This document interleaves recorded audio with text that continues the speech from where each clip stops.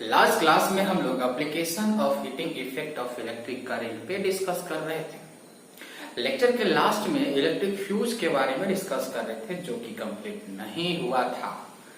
आज के क्लास में हम लोग इलेक्ट्रिक फ्यूज को कंप्लीट करेंगे and series and parallel combination का एडवांटेज एंड डिसएडवांटेज को भी कंप्लीट करेंगे एंड लास्ट में कुछ एनसीईआरटी का न्यूमेरिकल्स भी बनाएंगे। तो चलिए देखते हैं इलेक्ट्रिक फ्यूज क्या होता है। इलेक्ट्रिक फ्यूज जो है एक इलेक्ट्रिकल डिवाइस होता है जो कि सर्किट को प्रोटेक्ट करता है एंड इलेक्ट्रिकल एप्लायंस को भी प्रोटेक्ट करता है। कब? जब सर्किट में हाई करंट फ्लो करता है तब। कैसे करता है थोड़ी देर में आपको पता चल जाएगा। तो पहले इलेक्ट्रिक फ्यूज के बारे में कुछ और चीजें जान ले। उसके बाद आपके घर में जो मीटर बोर्ड जो है जिसमें मेजरमेंट करता है कि आपके घर में इलेक्ट्रिसिटी कितना यूज हुआ है, उसी मीटर बोर्ड में एक इलेक्ट्रिक फ्यूज लगा होता है।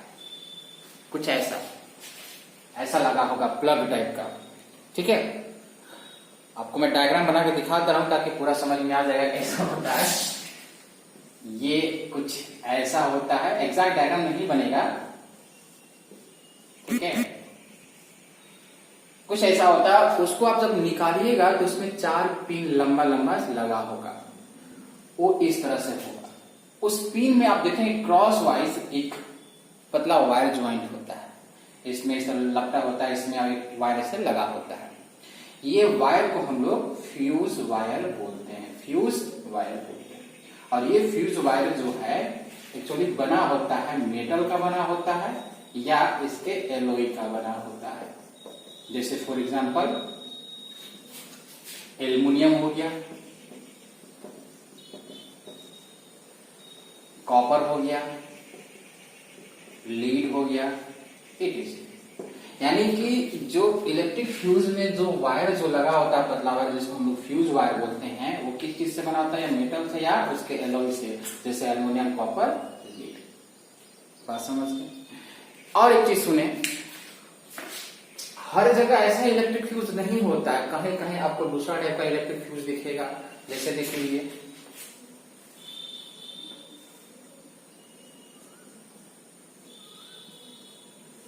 ये भी देखिए इलेक्ट्रिक फ्यूज है। हो सकता है कहीं कोई डिवाइस में आपको इलेक्ट्रिकल फ्यूज ऐसा दिखेगा या कहीं कहीं आपको ऐसा दिखेगा।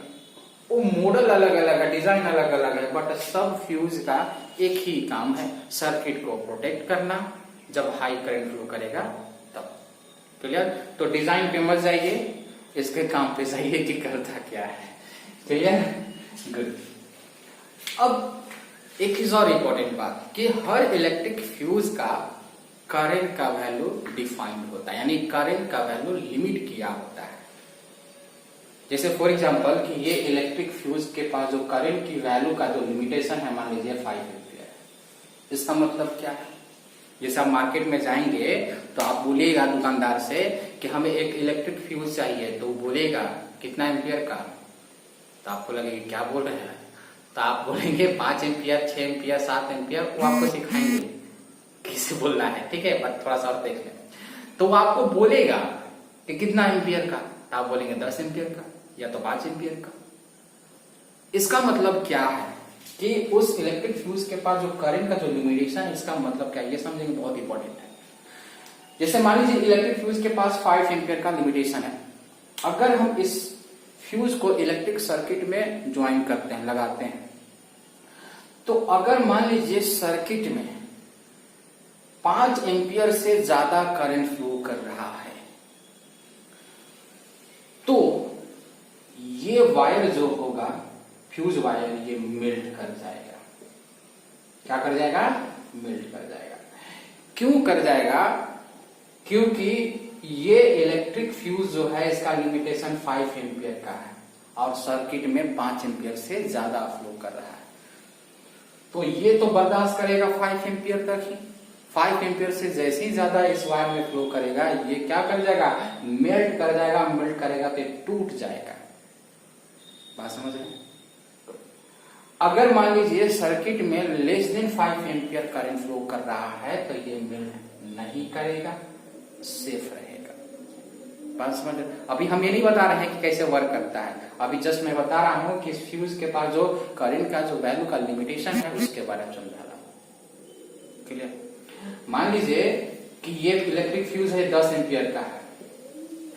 अगर मान लीजिए फ्यूज वायर से 10 एम्पियर से ज्यादा करंट फ्लो किया तो ये मेल्ट कर जाएगा।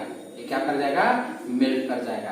बट अगर लेस देन 10 एम्पियर करंट जा रहा है इससे तो ये मेल्ट नहीं करेगा। क्लियर।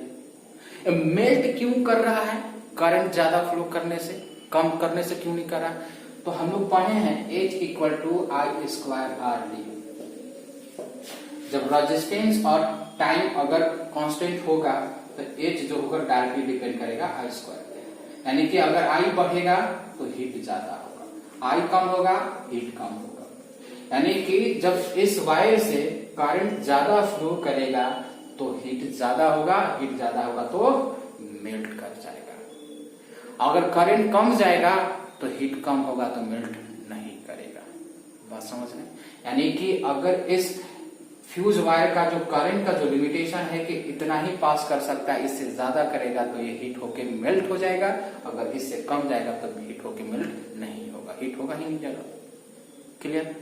तो ये करंट का जो वैल्यू स्पेसिफाई किया रहता है, वहां पे जो लिमिट किया होता है उसका मतलब समझ गए आप लोग। अब आते हैं कि कैसे प्रोटेक्ट करता है इलेक्ट्रिक फ्यूज, सर्किट को किस तरह से प्रोटेक्ट करता है, ध्यान से सुने।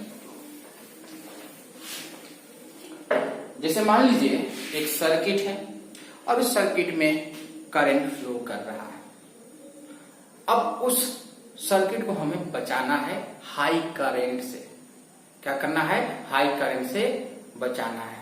तो हम क्या करेंगे? उस सर्किट के स्टार्टिंग में ही एक इलेक्ट्रिक फ्यूज लगा देंगे। क्या करेंगे? इलेक्ट्रिक फ्यूज लगा देंगे। अब सर्किट में मान लीजिए 10 एम्पियर का करंट फ्लो कर रहा है तो हम इलेक्ट्रिक फ्यूज 10 एम्पियर से ज्यादा वाला लगाएंगे, तब तो वो आराम से सेफ रहेगा। बात समझ रहे हैं? जैसे मान लीजिए एक सर्किट में करंट फ्लो कर रहा है 10 एम्पियर का, तो हम सर्किट के जस्ट स्टार्टिंग में ही हम क्या करेंगे? एक इलेक्ट्रिक फ्यूज लगा देंगे। बट वो इलेक्ट्रिक फ्यूज का लिमिटेशन जो होना चाहिए 10 एम्पियर से ज्यादा होना चाहिए। बात समझ रहे हैं? तो देखिए मान लीजिए एक इलेक्ट्रिक फ्यूज को हमने क्या किया? सर्किट में लगा दिया 10 एम्पियर यानी कि 15 एम्पियर का लगा दिया। क्लियर। सर्किट में मान लीजिए 10 एम्पियर का करंट फ्लो कर रहा है। कितना एम्पियर का? सर्किट में 10 एम्पियर का फ्लो कर रहा है। तो सर्किट अभी क्या है? सेफ है।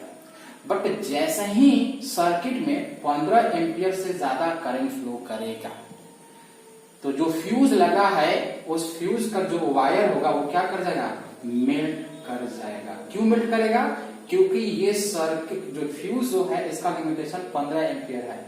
अब सर्किट में 15 एम्पियर से ज्यादा करंट फ्लो करेगा तो ये हीट हो जाएगा, ये मेल्ट कर जाएगा। और जैसे ही मेल्ट करेगा ये क्या कर जाएगा? ब्रेक कर जाएगा। अब ब्रेक कर जाएगा तो सर्किट ब्रेक हो जाएगा, और सर्किट ब्रेक हो जाएगा तो करंट फ्लो करना बंद कर देगा, तो हाई करंट आपके सर्किट में नहीं जा पाएगा। इस तरह से आपका सर्किट सेव हो जाता है। बात समझ गए? यानी कि अगर सर्किट में 5 एम्पियर फ्लो कर रहा है तो 5 एम्पियर से ज्यादा इलेक्ट्रिक फ्यूज लगाए। और बाय डिफॉल्ट अगर मान लीजिए और ज्यादा करंट हो गया तो हीट होके क्या हो जाएगा? फ्यूज वायर मेल्ट कर जाएगा और टूट जाएगा। इस तरह से सर्किट को आपको सेव कर देगा। क्लियर हुआ? कैसे वर्क करता है समझे? हाई करंट फ्लो करता है तो क्या करता है? वो फ्यूज वायर मेल्ट कर जाता है। अब मेल्ट करेगा तो सर्किट ब्रेक हो जाएगा। इस तरह से आपका सर्किट सेव हो जाएगा। लास्ट में एक सबसे इंपॉर्टेंट चीज इसमें कि मान लीजिए हमारे पास एक डिवाइस है एंड उस डिवाइस का रेटेड वैल्यू है। रेटेड वैल्यू यानी कि फिक्स वैल्यू है एंड उस वैल्यू के अकॉर्डिंग हमें डिसाइड करना है कि इस डिवाइस को हमें बचाना है हाई करंट से। तो इलेक्ट्रिक फ्यूज कितना एम्पियर का लगाएंगे ये आपको मैं सिखाने जा रहा हूं। जैसे मान लीजिए कि हमारे पास एक फैन है। इस फैन का जो रेटेड वैल्यू है मान लीजिए 1000 आपका वाट है एंड पोटेंशियल मान लीजिए 200। क्लियर? 200 वोल्ट। यानी कि एक फैन है, उस फैन का जो रेटेड वैल्यू है पावर मान लीजिए कितना है? 1000 वाट है एंड पोटेंशियल कितना है? 200 है। अब इस डाटा के अकॉर्डिंग हमें एक इलेक्ट्रिक फ्यूज का डिसाइड करना है कि कितना एम्पियर का इलेक्ट्रिक फ्यूज हम यूज करेंगे फैन को सेव करने के लिए, बचाने के लिए। तो देखिए कैसे करेंगे। ये जो रेटेड वैल्यू है, इस रेटेड वैल्यू के अकॉर्डिंग हम लोग करंट निकालेंगे कि करंट कितना फैन में जाएगा। तो देखिए पावर कितना दिया है 1000 वाट, पोटेंशियल कितना दिया हुआ है 200 वोल्ट, पावर इक्वल टू क्या होता है वी आई, तो आई इक्वल टू क्या हो जाएगा पी बाई वी। तो पी की जगह 1200 कैंसल आउट, कितना 5 एम्पियर। यानी कि इस रेटेड वैल्यू के अकॉर्डिंग फैन में 5 एम्पियर का करंट पास करेगा। तो अगर इस फैन को हाई करंट से बचाना है तो आपको इलेक्ट्रिक फ्यूज ना 5 एम्पियर से ज्यादा का यूज करना होगा, 5 एम्पियर का ज्यादा का यूज करना होगा। यानी कि यहाँ पे फ्यूज का जो आप कलेक्शन करेंगे, फ्यूज का जो कलेक्शन करेंगे वो 5 एम्पियर से क्या होना चाहिए ज्यादा। इट मीन 6 एम्पियर का होना चाहिए, 7 एम्पियर का होना चाहिए, 8 एम्पियर का होना चाहिए, यानी कि ग्रेटर देन 5 एम्पियर होना चाहिए। तब जाके आपका ये फैन सेफ रहेगा हाई करंट से। क्लियर। जैसे अगर मैं बोलूं कि अगर मान लीजिए इसको सर्किट में हमने कनेक्ट किया फैन को और ये 5 एम्पियर तक लेगा, मान लीजिए सर्किट में हाई करंट फ्लो करेगा 5 एम्पियर से ज्यादा, तो ये फैन क्या हो जाएगा बर्बाद हो जाएगा, खराब हो जाएगा, जल जाएगा। तो हम चाहते हैं कि ऐसा न हो, ऐसा न हो, तो हम क्या करेंगे 5 एम्पियर से ज्यादा वाला इलेक्ट्रिक फ्यूज को यहाँ पे सर्किट में ज्वाइन कर देंगे ताकि ये सेफ रहेगा। क्लियर। जैसे मान लीजिए 6 एम्पियर वाला, 7 एम्पियर वाला, 10 एम्पियर वाला, बात समझ गए। पक्का इलेक्ट्रिक फ्यूज हमारा कंप्लीट हो गया। यानी कि इलेक्ट्रिक फ्यूज क्या होता है, एक इलेक्ट्रिक डिवाइस होता है जो कि प्रोटेक्ट करता है सर्किट को एंड इलेक्ट्रिकल अप्लायंस को, कब जब हाई करंट फ्लो करता है तब। यानी कि हाई करंट जब फ्लो करता है तो उसमें जो फ्यूज वायर जो लगा होता है वो मेल्ट कर जाता है एंड ब्रेक कर जाता है। ब्रेक करने के बाद सर्किट क्या हो जाता है, ब्रेक हो जाता है एंड सर्किट में जो भी चीजें होता है हाई करंट की वजह से बच जाता है। क्लियर। एक और चीज, इलेक्ट्रिक फ्यूज जो होता है डिवाइस के साथ हमेशा सीरीज में कंबाइन होता है। ये बहुत ज्यादा इंपॉर्टेंट है आपका ऑब्जेक्टिव पॉइंट क्वेश्चन के लिए। जो इलेक्ट्रिक फ्यूज जो होता है वो सीरीज में कंबाइन होता है इलेक्ट्रिकल एप्लायंस के साथ।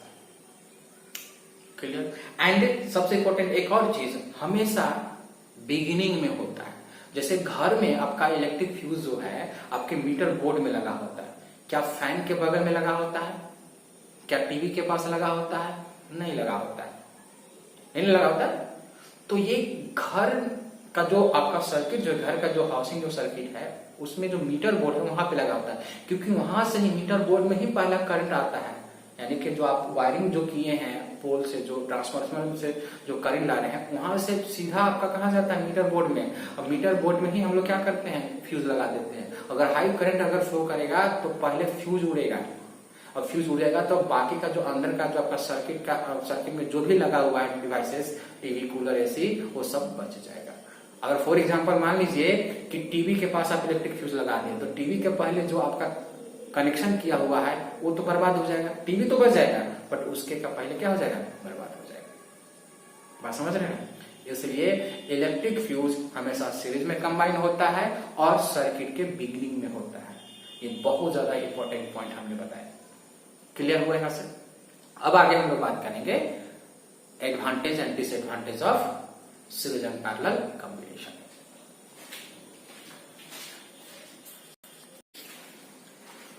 अब हम लोग आगे बात करेंगे disadvantage of series circuit for domestic wiring. ये डोमेस्टिक वायरिंग क्या होता है पहले इसको समझ लेते हैं।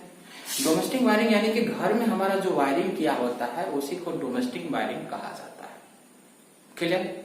यानी कि हम क्या पढ़ने वाले हैं कि डोमेस्टिक वायरिंग में सीरीज सर्किट का क्या क्या डिसएडवांटेज होगा उसी के बारे में हम पढ़ रहे हैं।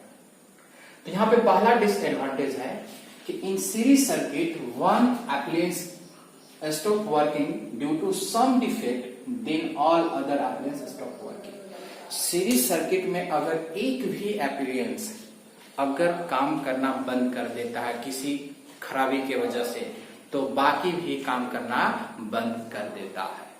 जैसे फॉर एग्जांपल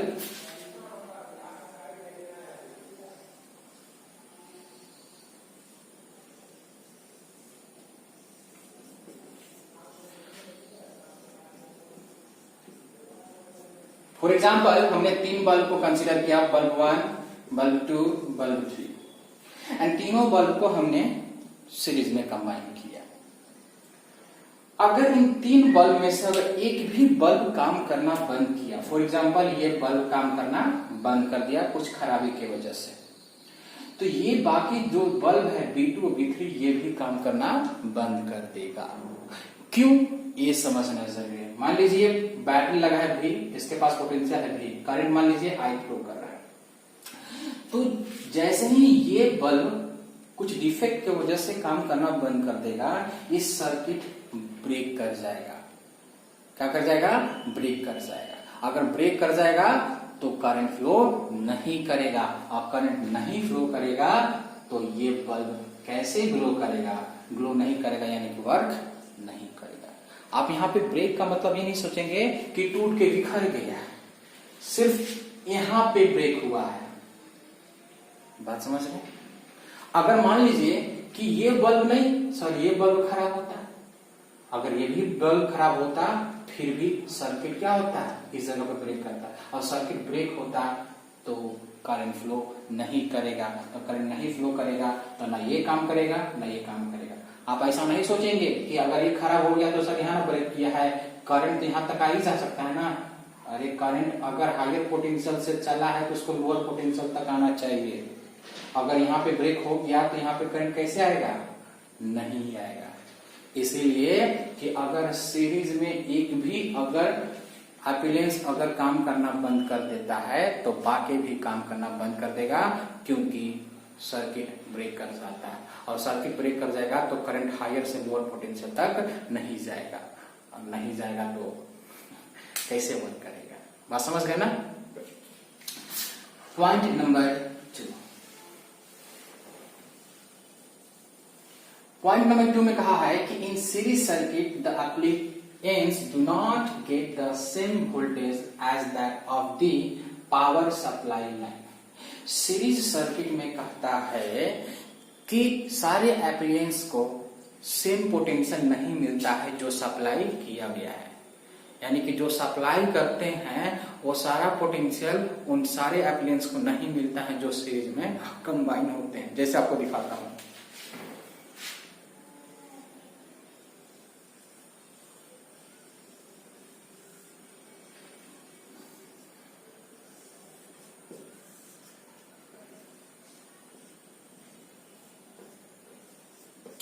ये बल्ब 1, बल्ब 2 एंड बल्ब 3। ठीक है, ये तीनों बल्ब क्या है? सीरीज में कंबाइन है। एंड देन इन तीनों बल्ब को कहां से मेन सप्लाई मिल रहा है? इस बैटरी से, जिसके पास पोटेंशियल मान लीजिए 80 वोल्ट है। कितना है? 80 वोल्ट। तो हम लोग जानते हैं कि अगर कोई भी कंडक्टर या इलेक्ट्रिकल अप्लायंस अगर सीरीज में कंबाइन होता है तो उसके पास पोटेंशियल डिफरेंट होता है। हम लोग पढ़ चुके हैं सीरीज कॉम्बिनेशन, यानी कि इसी 80 वोल्ट में से कुछ यहाँ पे आएगा। फॉर एग्जांपल 10 वोल्ट यहाँ मिला, इसको यहाँ मान लीजिए 40 वोल्ट मिला तो यहाँ मिलेगा 30 वोल्ट मिलेगा। यानी कि इसी में से 10 वोल्ट ये ले सकता है, 40 वोल्ट ये ले सकता है, 30 वोल्ट ले सकता है। देखिए तीनों मिलाकर 80 वोल्ट हो रहा है। बट क्या बल्ब 1 को 80 वोल्ट मिला है? नहीं। क्या बल्ब 2 को 80 वोल्ट मिला है? नहीं। क्या बल्ब 3 को 80 वोल्ट मिला है? क्या? नहीं। यानी कि जब इन तीनों को हमने सीरीज में कंबाइन किया तो ये तीनों को 80 वोल्ट नहीं मिला, जबकि 80 वोल्ट मेन सप्लाई था। 80 वोल्ट मेन सप्लाई किया जा रहा है। क्या 80 वोल्ट इसको और इसको मिल रहा है? नहीं मिल रहा है। इसी में से कुछ इसको मिला, कुछ इसको मिला, कुछ इसको मिला, बट 80 वोल्ट तीनों को नहीं मिला। तो ये कह रहा है कि in series circuit the appliance do not get the same voltage as that of power supply line. नहीं मिलता। अब इस वजह से सबसे ध्यान सुनिएगा, इस वजह से जो इस बल्ब का जो ब्राइटनेस होता है कम होता है, क्योंकि हम तो दे रहे हैं मेन सप्लाई 80 वोल्ट, जबकि तीनों को उससे कम मिल रहा है। अगर कम मिलेगा तो ब्राइटनेस क्या होगा? कम होगा, यानी कि ग्लो कम करेगा। अब डिफरेंट पोटेंशियल की वजह से कोई ज्यादा ब्राइट करेगा तो कोई कम करेगा। कहने का मतलब इन तीनों में अगर कंपैरिजन करें ब्राइटनेस का तो इसके पास ज्यादा पोटेंशियल मिल गया है, इससे तो ये थोड़ा सा ज्यादा ब्राइट करेगा इसके कंपेरिजन में और इसके कंपेरिजन में। इसके पास पोटेंशियल कम है तो इसका ब्राइटनेस कम होगा इन दोनों के कंपेरिजन में। बट एक समान ब्राइटनेस नहीं है, बट कम है। तीनों का अगर बात करें तो कम है। कैसे? क्योंकि हम 80 दिए थे तो 80 कंपेरिजन में तो कम ही ना देगा, ब्राइटनेस कम ही होगा तीनों का। समझ रहे बात को? यानी कि ये वाला बहुत ज्यादा इंपॉर्टेंट है डिसएडवांटेज, मतलब बहुत ज्यादा इंपॉर्टेंट है डिसएडवांटेज में। क्लियर? अब बाकी 2 पॉइंट्स और है इसमें, उन पॉइंट पे बात हम लोग कर लेते हैं।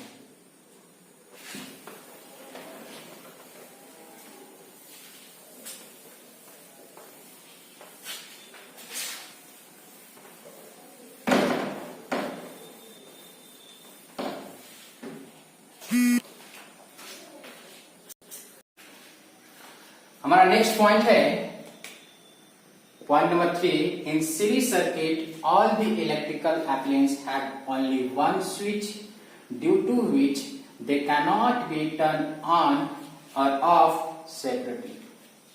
सीरीज सर्किट में एक ही स्विच होता है जिसके वजह से हम सर्किट में जो इलेक्ट्रिकल एप्लायंस लगा है उसको सेपरेटली ऑन और ऑफ नहीं कर सकते हैं। जैसे फॉर एग्जांपल एक सर्किट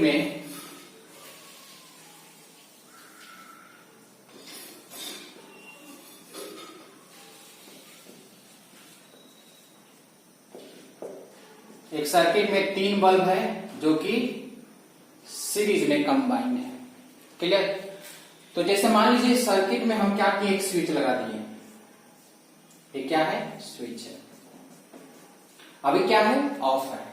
तो अभी ऑफ जो है, स्विच क्या है? ऑफ है। तो जिसके वजह से बल्ब V1, V2, V3 तीनों का तीनों क्या है? ऑफ है।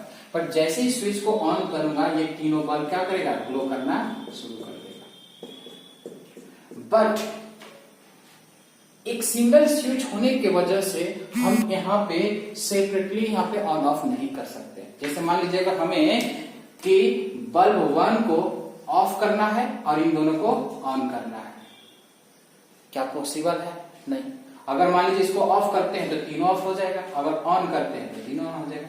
यानी कि यहाँ पे स्विच ऑन करेंगे तो तीनों ऑन होगा, अगर ऑफ करेंगे तो तीनों ऑफ होगा। सेपरेटली यहाँ पे ऑन ऑफ नहीं कर सकते। अब मन में ऐसा होगा कि नहीं सर, अगर मान लीजिए कि स्विच यहाँ न लगा के हम यहाँ पे स्विच लगा देते हैं, अगर स्विच हम यहाँ पे लगा देंगे तो अगर मान लीजिए ये ऑफ है तो ये बल्ब ऑफ होगा और ऑन होगा। ऐसा नहीं होता है कि जैसे ही स्विच ऑन करेंगे तो ये भी ऑन हो जाएगा, ये भी ऑन हो जाएगा और ये भी ऑन हो जाएगा। जैसे ही ऑफ करेंगे ये ऑफ हो जाएगा, ऑफ हो जाएगा, ऑफ हो जाएगा। यानी कि सीरीज सर्किट में एक ही स्विच होता है और उस स्विच से अगर ऑन करेंगे तो सब ऑन होगा, ऑफ करेंगे तो सब ऑफ होगा। क्लियर? जब सोचिए ना कि घर में सारा जो भी चीजें लगा है वो सब सीरीज में कंबाइन है। जैसे टीवी है, कूलर है, एसी है, फैन है, लाइट है, सब सीरीज में कंबाइन है। जैसे आप स्विच ऑन करेंगे एक जगह पे, उस सब ऑन हो जाएगा। टीवी भी ऑन, एसी भी ऑन, कूलर भी ऑन, पंखा भी ऑन, सब ऑन हो जाएगा।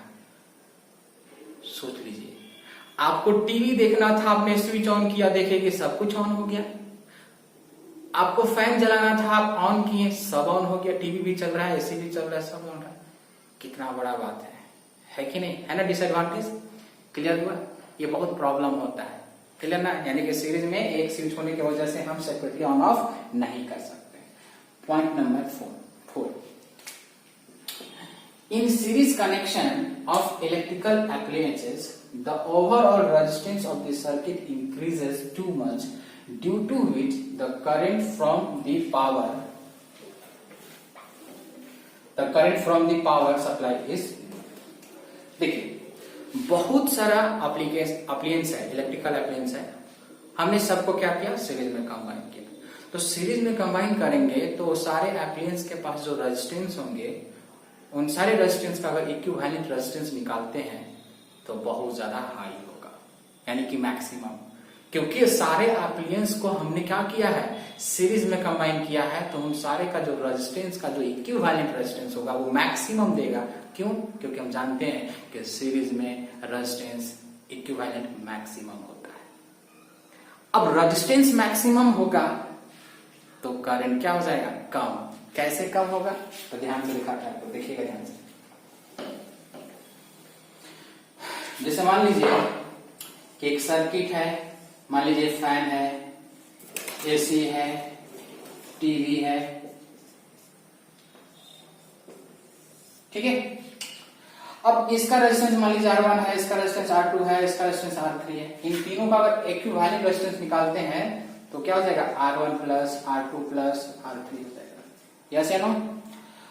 अब रेजिस्टेंस, ये जो रेजिस्टेंस होगा वो मैक्सिमम होगा, यानी कि ये जो इक्विवेलेंट रेजिस्टेंस होगा ये क्या होगा, मैक्सिमम होगा, बहुत ज्यादा हाई हो जाएगा, टू मच बढ़ जाएगा। क्लियर। अब रेजिस्टेंस बढ़ जाएगा तो देखिए क्या होगा, जैसे मान लीजिए सर्किट में करंट आई जा रहा है, पोटेंशियल भी है, तो ओम्स लॉ क्या कहता है, इक्वल टू आई आर। तो आई इक्वल टू क्या हो जाएगा, V बाई आर, यानी कि अगर रेजिस्टेंस बढ़ेगा तो करंट डिक्रीज होगा। अब इस सर्किट में रेजिस्टेंस क्या हो रहा है, बढ़ रहा है, तो करंट क्या हो जाएगा, डिक्रीज होगा। करंट क्या हो जाएगा, डिक्रीज होगा, यानी कि करंट क्या हो जाएगा, डिक्रीज हो जाएगा। अब करंट डिक्रीज होने से देखिए प्रॉब्लम क्या होगा, कि जो फैन था, मान लीजिए फैन को जितना करंट चाहिए था बढ़िया से वर्क करने के लिए उतना करंट नहीं मिल पाएगा, क्योंकि ये करंट कम हो गया है। एसी को जितना करंट चाहिए था प्रॉपर वर्क करने के लिए वो करंट नहीं मिल पाएगा, क्योंकि करंट डिक्रीज हो चुका है। टीवी को जितना करंट चाहिए था प्रॉपर वर्क करने के लिए, मूवी दिखाने के लिए, सीरियल दिखाने के लिए, वो उतना करंट हमें नहीं मिल पाएगा। बात समझ रहे हैं। तो ये जब हमने सब सीरीज में कंबाइन किया तब जाके ये प्रॉब्लम हो रहा है। यानी कि मान लीजिए घर में आपका जितना भी चीजें लगा हुआ है सब सीरीज में कंबाइन है। सीरीज में कंबाइन होने से क्या हुआ, उन सारे का रेजिस्टेंस जब हमने इक्विवेलेंट निकाला तो बहुत बढ़ गया, मैक्सिमम हो गया। अब रेजिस्टेंस बढ़ने से जो करंट जो हम सप्लाई हो रहा था बैटरी के थ्रू या सोर्स के थ्रू, वो क्या होगा, डिक्रीज हो जाएगा। अब करंट डिक्रीज हो जाएगा तो जो टीवी को करंट मिलना चाहिए तो वो नहीं मिल रहा है, तो टीवी सही से चलेगा नहीं। एसी को जो करंट मिलना चाहिए था वो नहीं मिलेगा, कम मिल रहा है, तो एसी चलेगा नहीं सही से। टीवी को जो मिलना चाहिए था वो टीवी को नहीं मिल रहा है बढ़िया से, तो भी बढ़िया से नहीं चलेगा। यानी कि सीरीज कॉम्बिनेशन में कंबाइन करने से देख रहे कितना प्रॉब्लम हो रहा है, समझ गए। यानी कि अगर आपसे क्वेश्चन पूछा जाता है कि right the disadvantage of series combination for domestic wiring, तो ये जो 4 पॉइंट आपको हमने बताया है, ये 4 पॉइंट को ही आप लिखेंगे। एक्सप्लेन करने के लिए बोलेगा तो देखा जाएगा, बट एक्सप्लेन करने के लिए बोलेगा यही 4 पॉइंट को आपको लिख देना है। क्लियर। अब आगे हम लोग देखेंगे पैरेलल कॉम्बिनेशन का।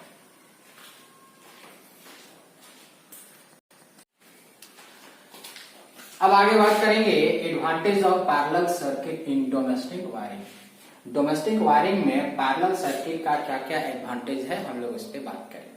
तो पहला एडवांटेज है, in parallel circuit if one electrical appliance stop working due to some defect then all other appliances keep working normally। Parallel circuit में अगर एक एप्लायंस काम करना बंद कर देता है किसी डिफेक्ट के वजह से, तो बाकी एप्लायंस वर्क करते हैं नॉर्मली। यानी कि अगर पैरेलल सर्किट में अगर एक भी एप्लायंस अगर खराब हो जाता है तो बाकी काम करते रहेंगे। क्लियर। अब इसको समझते हैं थोड़ा अच्छे से।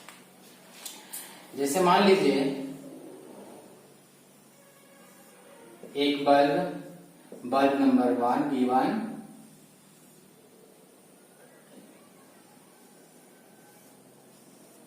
बल्ब नंबर 2,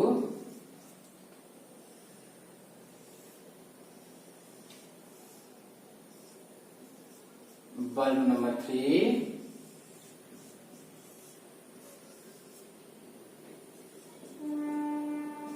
ध्यान सुनेंगे। यहां पे हमने 3 बल्ब को कंसीडर किया और तीनों बल्ब को ध्यान से देखें पैरेलल में कनेक्ट किया गया है। तीनों बल्ब को B1 B2 ये B3 है, ये तीनों बल्ब को पैरेलल में कनेक्ट किया गया है। तो कहता है फर्स्ट एडवांटेज के अकॉर्डिंग कि अगर इन 3 बल्ब में से अगर एक भी बल्ब काम करना बंद कर देता है तो बाकी बल्ब यानी कि बाकी इलेक्ट्रिकल एप्लायंस वर्क नॉर्मली करेगा। मान लीजिए कि ये बल्ब काम करना बंद कर दिया, किसी कारण वजह से या डिफेक्ट के वजह से ये काम करना बंद कर दिया। तो ये बाकी जो बल्ब है B2 B3 ये वर्क नॉर्मली करेगा जैसे पहले कर रहा था। ये नहीं समझ में आया? जैसे फॉर एग्जांपल कि अगर ये काम करना बंद कर दिया तो क्या कर देगा, इस जगह ब्रेक कर देगा सर्किट। अब इस जगह ब्रेक कर देगा तो इस पॉइंट को देखिए और इस पॉइंट को देखिए, इस पॉइंट और इस पॉइंट के बीच में ये जो बल्ब जो लगा हुआ था ये ब्रेक कर चुका है। तो इसको यहां से हटा दीजिए ना, इसको अगर यहां से हटा देंगे तो क्या यहां पे फर्क पड़ेगा? इन दोनों पे कोई फर्क नहीं पड़ेगा, ये दोनों काम करेगा। क्लियर? जैसे नॉर्मली कर रहा था। मान लीजिए कि ये बल्ब वर्क कर रहा है बट ये वाला डिफेक्ट हो चुका है, ये काम करना बंद कर दिया, तो क्या बल्ब 1 बल्ब 3 काम करेगा? यस करेगा। अगर ये काम करना बंद कर दे इसको हटा दीजिए, कोई प्रॉब्लम नहीं है। देखिए बाकी अभी भी है। बात समझ रहे हैं कि नहीं? क्लियर हुआ? यानी कि पैरेलल में यही सबसे बढ़िया चीज एडवांटेज है कि अगर एक खराब होता है तो बाकी नॉर्मली काम करते रहेगा। जैसे फॉर एग्जांपल कि घर में जितनी भी सारी चीजें लगा हुआ, टीवी, कूलर, एसी, जो भी फैन और बल्ब है वो सब पैरेलल में कंबाइन होते हैं, सबके सब पैरेलल में कंबाइन होते हैं। आप देखिएगा अगर टीवी खराब हो चुका है तो फैन चलता है, एसी चलता है, मोटर चलता है, बट नॉर्मली क्या ऐसा होता है घर में कि एक चीज खराब हुआ तो सब खराब हो गया? अगर मान लीजिए एक रूम का फैन जल गया है तो क्या बाकी रूम का भी फैन खराब हो जाता है क्या? नहीं, क्योंकि घर में जो कनेक्शन जो किया गया है पैरेलल में कनेक्शन है। अगर पैरेलल में अगर एक भी डिवाइस खराब होता है तो बाकी नॉर्मली चलते रहेगा जैसे चल रहा था, कोई इफेक्ट बाकी पे नहीं पड़ता है। यहाँ पे देखिए ना कि अगर ये बल्ब खराब था तो ये अच्छे से चलेगा, ये भी खराब हो जाएगा तो ये भी अच्छे से चलेगा। हाँ, अगर मान लीजिए तीनों खराब हो गया तो बात खत्म हो गया, मतलब घर कैसा, घर में जितना चीजें सब खराब हो गया तो कहानी खत्म हो गया, सर्किट बर्बाद हो चुका है। याद रखेंगे, ये क्वेश्चन आपसे पूछ सकता है। क्लियर? यानी कि पैरेलल में एक भी खराब हुआ तो बाकी पे कोई इफेक्ट नहीं पड़ेगा, बाकी जैसे काम कर रहा था वैसे काम करेगा। Clear? Point number 2, advantage number 2। In parallel circuit, each electrical appliance get same voltage as that of the power supply. अगर पैरेलल में इलेक्ट्रिकल एप्लायंस कनेक्ट है तो जो सप्लाई मेन सप्लाई मिल रहा है वो सप्लाई सब एप्लायंस को मिलेगा, वो सारे एप्लायंस को वही पोटेंशियल मिलेगा। क्लियर? दिखाता हूं कैसे। जैसे फॉर एग्जांपल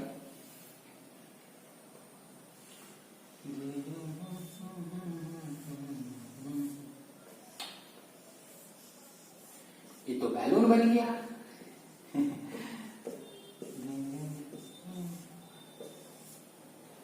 मान लीजिए 100 वोल्ट है, ये बल्ब 1 है, बल्ब 2 है, बल्ब 3 है।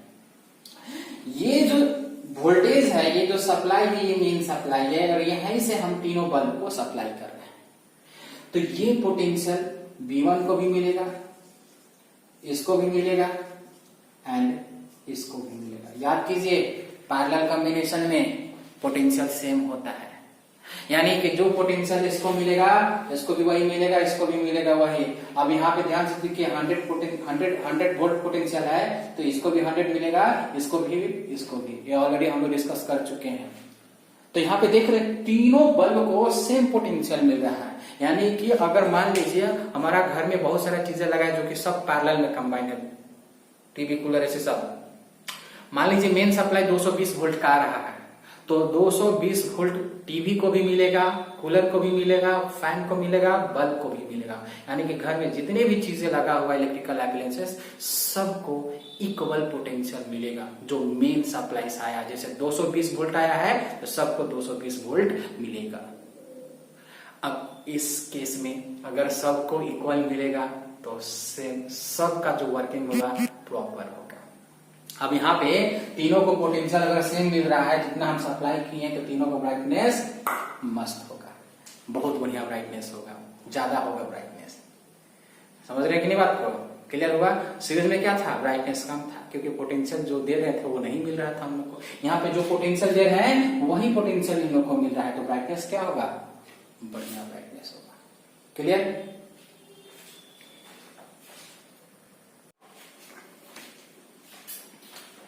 नेक्स्ट पॉइंट है, in parallel circuit each electrical appliance has its on switch due to which it can be turned on or turned off separately. Parallel circuit में हर electrical appliance का अपना switch होता है। अब इसके वजह से हम सेपरेटली ऑन और ऑफ कर सकते हैं। जैसे फॉर एग्जांपल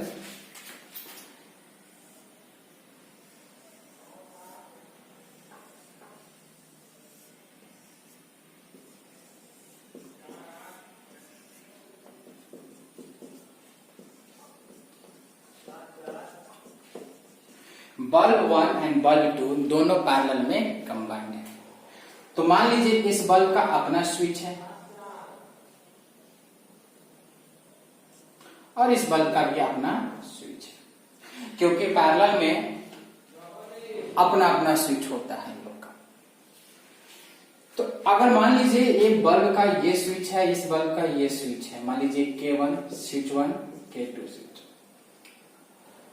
तो अगर हम चाहते हैं कि ये बल्ब बंद रहे और ये ग्लो करे, तो क्या करेंगे कि इसका ये वाला स्विच को ऑन कर देंगे और इसको क्या कर देंगे, ऑफ रखने देंगे। तो जैसे ही हम सप्लाई देंगे तो सप्लाई देंगे तो ये वाला बल्ब ग्लो करेगा और ये ग्लो नहीं करेगा। अब हम चाहते कि नहीं कि ये बंद रहे और ये ग्लो करे, तो इसका स्विच ऑन कर देंगे और इसको क्या कर देंगे, ऑफ कर देंगे। बट ऐसा सीरीज में नहीं था। उसमें क्या था, स्विच ऑन करो तो सब ऑन और ऑफ करो तो सब ऑफ। यहाँ पे क्या है कि हम सेपरेटली ऑन ऑफ कर सकते हैं। अगर हम इसको ऑन करना चाहते हैं कि इसका स्विच ऑन कर दिए, इसको ऑफ करना चाहते हैं इसका ऑफ कर दिए, इसको ऑन करना चाहते हैं तो इसको ऑन कर दे रहे हैं, उसको ऑफ कर दे रहे हैं। दोनों को ऑन करना चाहते हैं तो दोनों का स्विच ऑन, दोनों को ऑफ करना चाहते हैं तो दोनों को क्या कर दो, ऑफ कर दो। बात समझ रहे हैं? मान लीजिए एक और चीज इसे क्या कर देता हूं कि यहाँ पे फैन लगा दिया, मान लो यहाँ पे एक टीवी लगा दिया और यहाँ पे सप्लाई मिल रहा है। ये एसी सप्लाई है, एसी सप्लाई हम लोग नहीं पढ़ना है, तो ऐसे जस्ट सब समझ लीजिए कि जो हम लोग घर में जो सप्लाई करते हैं वो बैटरी का नहीं होता है, वो एसी होता है। ठीक है, वो बाद में हम लोग पढ़ेंगे, अभी नहीं पढ़ना है। ठीक है, तो ये फैन का अपना स्विच होगा, टीवी का अपना स्विच होगा। मान लीजिए यहाँ पे बल्ब 1, बल्ब 2, फैन, टीवी, ये सब का सब क्या है, पैरेलल कंबाइंड है। हम चाहते हैं कि सिर्फ फैन चले तो फैन का स्विच ऑन कर देंगे। हम चाहते हैं कि फैन के साथ टीवी भी चले, क्योंकि टीवी देखेंगे तो गर्मी का दिन है तो पंखा तो चालू करना पड़ेगा, तो ये भी ऑन हो गया। हम चाहते हैं कि नहीं अब रात हो गया है, पंखा भी चले, टीवी भी चले और लाइट भी चले, तो लाइट भी जला दी। अब चाहते हैं कि नहीं अब रात हो गया है, सोना चाहिए, टीवी बंद करो, फैन ऑन रखो और लाइट ऑन रखो। समझ? यानी कि पैरेलल में सबसे बढ़िया एडवांटेज है कि हम जो चाहे वो ऑन कर सकते, जो चाहे वो बंद कर सकते। अब घर में देखिए जितना भी चीजें आपका लगा हुआ है, जैसे मान लीजिए अपना रूम का फैन ऑन करना है तो अपना रूम में जो स्विच लगा फैन का ऑन कर दिए, और ऑन करने से मेरा ही फैन चलेगा, सिर्फ दूसरे रूम का नहीं चलेगा। किचन वाला बोला किचन का जो लाइट है वो ऑन नहीं हो जाएगा, टीवी जो चला वो ऑन नहीं हो जाएगा, सिर्फ मेरा फैन ही चलेगा। बात समझ रहे ना? यानी कि सबसे बढ़िया एडवांटेज है ये वाला कि हम सेपरेटली ऑन ऑफ कर सकते हैं, क्योंकि हर इलेक्ट्रिकल एप्लायंस के पास अपना स्विच होता है पैरेलल कॉम्बिनेशन में। आई थिंक ये भी क्लियर हो गया। क्लियर हुआ? पॉइंट नंबर 4 जो कि बहुत ज्यादा इंपॉर्टेंट है, चलिए इसको रहने देते हैं ऐसे। In the parallel connection of electrical appliance, the overall resistance of the household circuit is reduced due to which the current from the power supply is high. देखिए बहुत सारे इलेक्ट्रिकल अप्लायंस मान लीजिए पैरेलल में कंबाइंड है घर में। अब वो सारे अप्लायंस का कुछ न कुछ रेजिस्टेंस होगा, और जब हम उन सारे रेजिस्टेंस का इक्विवेलेंट रेजिस्टेंस निकालेंगे तो मिनिमम आएगा। क्यों? क्योंकि आपको पता है कि जब पैरेलल में रेजिस्टेंस कंबाइन होता है तो उसका इक्विवेलेंट रेजिस्टेंस मिनिमम होता है, यानी कम होता है। तो अगर सारे इलेक्ट्रिकल एप्लायंस पैरेलल में कंबाइंड है तो उन सारे का रेजिस्टेंस का जो इक्विवेलेंट रेजिस्टेंस होगा वो मिनिमम होगा। अब रेजिस्टेंस अगर मिनिमम हो गया तो V equal to I R, यानी क्या equal to V by R. Potential क्या है, कांस्टेंट है, क्या है कांस्टेंट, यानी कि I is inversely proportional to R। अगर रेजिस्टेंस कम हो गया तो करंट ज्यादा हो जाएगा, यानी कि यही सर्किट मान लीजिए, सर्किट में सब क्या है, पैरेलल में कंबाइंड है, पैरेलल में कंबाइंड है, ये ऑन है सब। मान लीजिए करंट आई जा रहा है, पोटेंशियल मान लीजिए 220 वोल्ट जा रहा है। अब ये सब का जो रेजिस्टेंस का जो इक्विवेलेंट रेजिस्टेंस है वो मिनिमम कम हो गया, तो कम होने से वजह से करंट क्या हो जाएगा, ज्यादा हो जाएगा। अब करंट ज्यादा होगा तो इसको जितना करंट चाहिए था उसको करंट मिल गया, सफिशिएंट करंट मिल गया। इसको जितना करंट चाहिए था वर्किंग करने के लिए, प्रॉपर वर्क करने के लिए, वो भी करंट ले लिया, ये भी करंट ले लिया बढ़िया से, ये भी ले लिया, यानी कि बढ़िया से वर्क करेगा। क्लियर, यानी पैरेलल में कंबाइन करने से देखिए रेजिस्टेंस कम हो रहा है, करंट ज्यादा हो रहा है, जिससे जितने भी लगा हुआ है अप्लायंसेस सब प्रॉपर वर्क कर रहा है। जबकि सीरीज में ऐसा नहीं था, उसमें क्या था, करंट कम हो जा रहा था तो करंट सफिशिएंट नहीं मिल रहा था, जिससे बढ़िया से वर्क नहीं कर पा रहा था। बट यहाँ पे तो सफिशिएंट करंट मिल जा रहा है क्योंकि करंट बढ़ जा रहा है, टोटल करंट। क्लियर, इसीलिए हमारे घर में सीरीज कॉम्बिनेशन नहीं होता है, पैरेलल कॉम्बिनेशन होता है हमारा हाउस होल्ड में। हमारे घर में जो डोमेस्टिक वायरिंग होता है वो पैरेलल कॉम्बिनेशन होता है, जो कि सबसे बेस्ट होता है। क्लियर, आई थिंक पूरा क्लियर हो चुका है।